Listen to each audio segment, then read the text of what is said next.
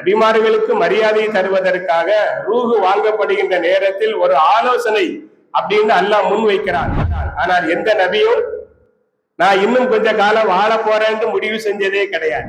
எல்லா நபியும் அல்லாஹ் நிர்ணயித்த அந்த காலத்தோடு தங்களை பொருந்தி கொண்டார்கள், போதுமாக்கி கொண்டார்கள். பெருமானார் ஸல்லல்லாஹு அலைஹி வஸல்லம் அவர்கள் மௌத்தாகிற நேரத்திலையும் மலக்குல் மௌத் வந்தார். ஜிப்ரீல் அலைஹிஸ்ஸலாம் அவர்களோடு வருகிறார். வந்து நபி இடத்துல செல்லும் போது நபி அவங்க சொன்னாங்க, நான் அல்லாஹ்வை சந்திக்கணுங்கிற ஆசையில இருக்கிறேன் அப்படின்னு சொன்ன உடனே அவர்களுடைய ரூஹை அவர்கள் கைப்பற்றி கொண்டார்கள். இன்னும் கொஞ்ச காலம் வாழணும் அப்படின்னு அவங்க ஆசைப்படல. அப்ப நமக்கு தெரிகின்ற இந்த சம்பவத்தினால் நமக்கு கிடைக்கின்ற பாடம் என்னவென்று சொன்னால், எத்தனை காலங்கள் வாழ்ந்தாலும் அதன் முடிவில் ஒரு நாள் மரணம் இருக்கும். எனவே நாம் மரணத்திற்கு உரியவர்கள் அப்படிங்கிறது மூசா அலைஹிஸ்ஸலாமுடைய அந்த சம்பவம் நமக்கு விஷயத்தை தெளிவாக எடுத்து கூறுகிறது.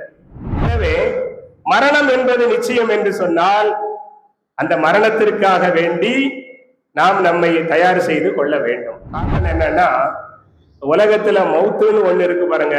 இந்த மௌத்து நாளை கியாமத்து நாளையில மௌத்தாக்கப்படும். மௌத்துக்கு மௌத்து ஏற்படும். இந்த உலகத்துல எல்லாருக்கும் மரணம் உண்டு, மறுமையில யாருக்கும் மௌத்தே கிடையாது. காரணம், மௌத்தே இருக்காது முதல்ல. அதை அல்லாஹ் தஆலா அறுத்து குர்பானி கொடுக்கிற மாதிரி மரணத்தை கொண்டு வந்து சொர்க்கத்துக்கு நடுவுல வச்சு அது அல்லாஹு அக்பர்னு அறுக்கிற மாதிரி அந்த மௌத்தை இல்லாமல் ஆக்கி விடுவான் என்று பெருமானார் ஸல்லல்லாஹு அலைஹி வஸல்லம் அவர்கள் சொன்னார்.